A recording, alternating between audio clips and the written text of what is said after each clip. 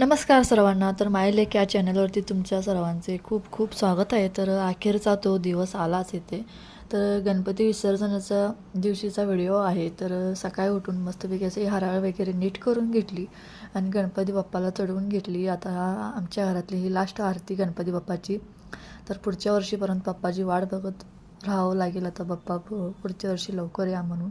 तर इथं भावाने सगळी आरती वगैरे तयार करून घेतली, आरती करून घेतली बाप्पाची. नंतर मी सुद्धा आरती करून घेतली, बाप्पाला समय ओवाळून घेतली आरतीचं ताट.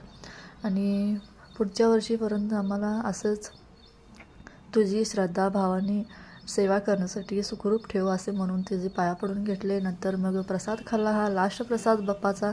तर मूर्ती उचलल्यावर आहे ना, घरात आम्ही असं सर्वत्र तिला घर सगळं पूर्ण दाखवतो फिरवून आम्ही गणपती बाप्पाला.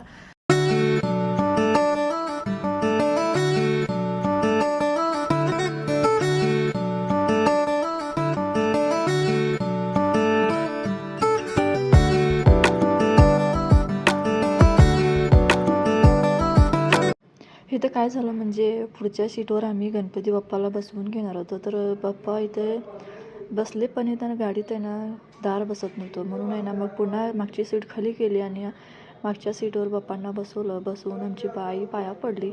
नंतर मग आम्ही निघालो. बाप्पा मोरया, मंगल मूर्ती मोरया, पुढच्या वर्षी लवकर या, गणपती बाप्पा मोरया.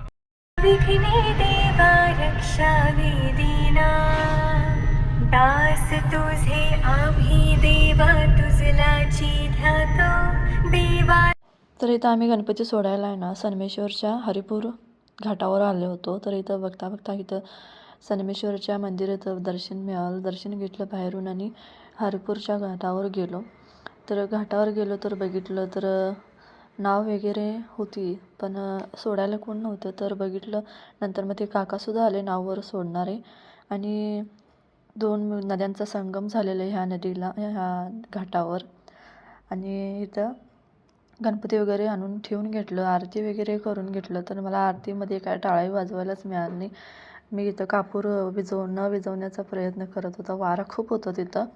तर हे आजूबाजूला आहे ना तिथली पोरं आलतीत आणि सगळी आरती वगैरे म्हणून घेतलं, प्रसाद वगैरे वाटून घेतलं, नारळ फोडून घेतलं.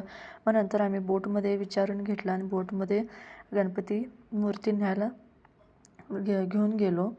मग बोटमध्ये घेऊन गेलो आणि अशी मूर्ती मधोमध नेऊन आहे ना बाप्पांना विसर्जित केलं. तर विसर्जित करताना आहे ना बाप्पांना त्या काकांना जरा मदत करायला लावली. मूर्ती आत पाण्यामध्ये सोडून द्यायला लावली. नंतर वरनं भावानं